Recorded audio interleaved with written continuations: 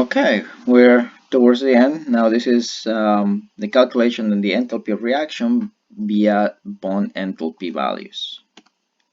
All right, now we're a little bit early for this, but we kind of need to talk about it.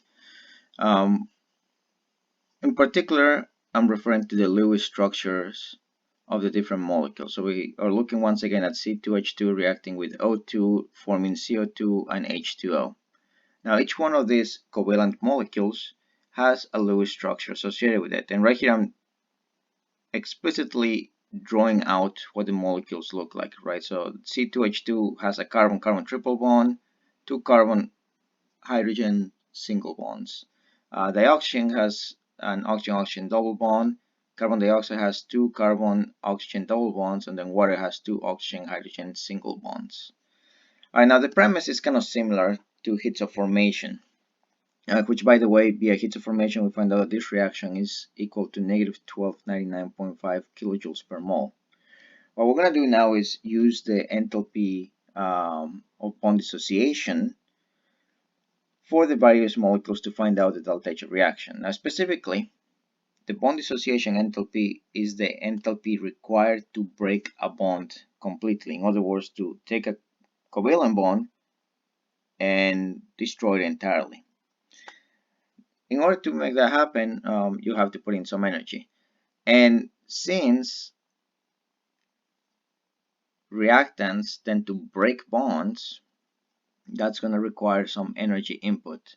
However, for the products, you actually form bonds. That doesn't require energy to be put in. If anything, the formation of the bond gives away energy. So what you see now is what you at first might think an annoyance, but it's pretty much a direct result of the fact that enthalpies, bond dissociation enthalpies, are based on breaking up bonds.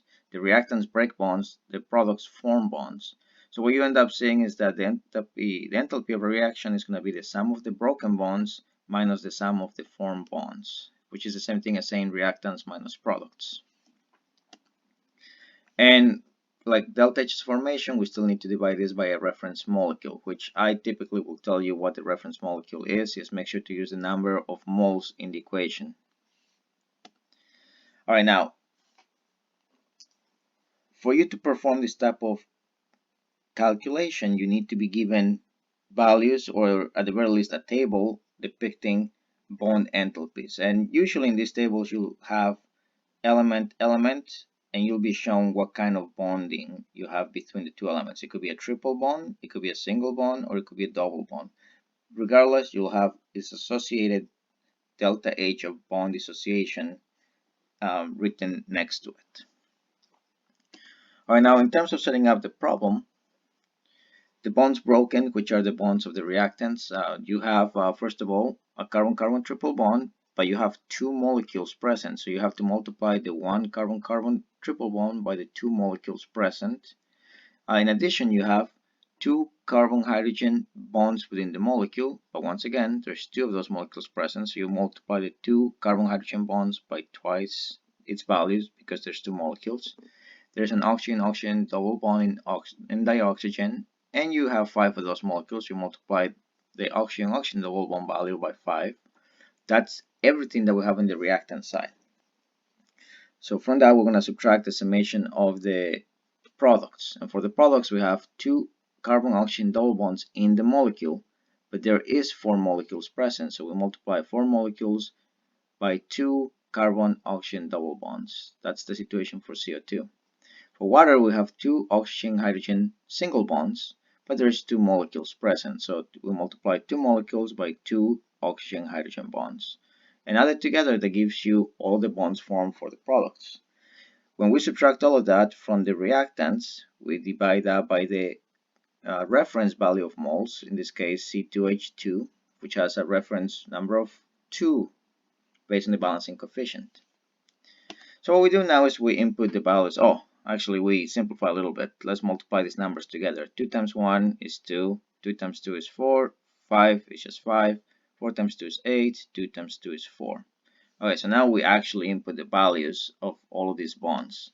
The triple bond based on the table is 965 kilojoules per mole, so we input that value. The carbon-hydrogen single bond is 410, so we input the value. The oxygen-oxygen double bond is 498, that's given in the table. The carbon-oxygen double bond is 732, so we input that in here. And the oxygen-hydrogen bond is 460, so we input that in there as well. Alright, so what you want to do is finish the calculation within each bracket, right? The reactant bracket and the product bracket separately. Alright, so 2 times 965 will be 1930, 4 times 410 will be 1640, and 5 times 498 will be 2490. 8 times 732 will be 5856, 4 times 460 will be 1860. Alright, so if you add up all of the numbers of the reactants, you're going to get 6060. If you add up all the values for the products, you're going to get 7716. Subtract 6060 with 7716, in other words, reactants minus products, and divide that by 2, you're going to find out that the enthalpy reaction is negative 828 kilojoules per mole. And the last thing to mention is that if you compare the delta H of reaction based on the bond enthalpies to the value that we got for the enthalpies formation, you'll see that they are actually different.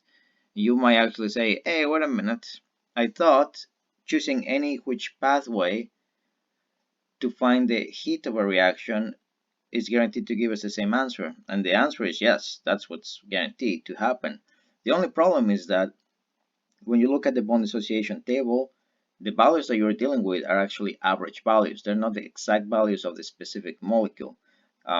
For carbon in particular, there's many molecules that can have a carbon-carbon triple bond.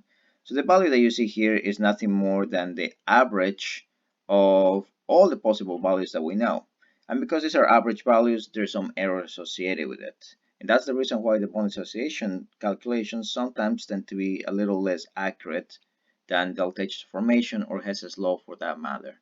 But when you guys do get into organic chemistry and you start doing some calculations involving bond dissociation enthalpies, typically you'll be given the values for the specific type of bond for the specific molecule to which it is present in, so those values will be guaranteed to be very precise. Just be aware that the ones that we're showing you here with these tables at this point are average values, so they have some error associated with it. Alright, with that, we are basically done with this lecture. So hopefully, you were able to follow all of the contents okay. We have a homework coming up, so be ready for that, and feel ready to join us for office hours if you have questions. Okay, thank you.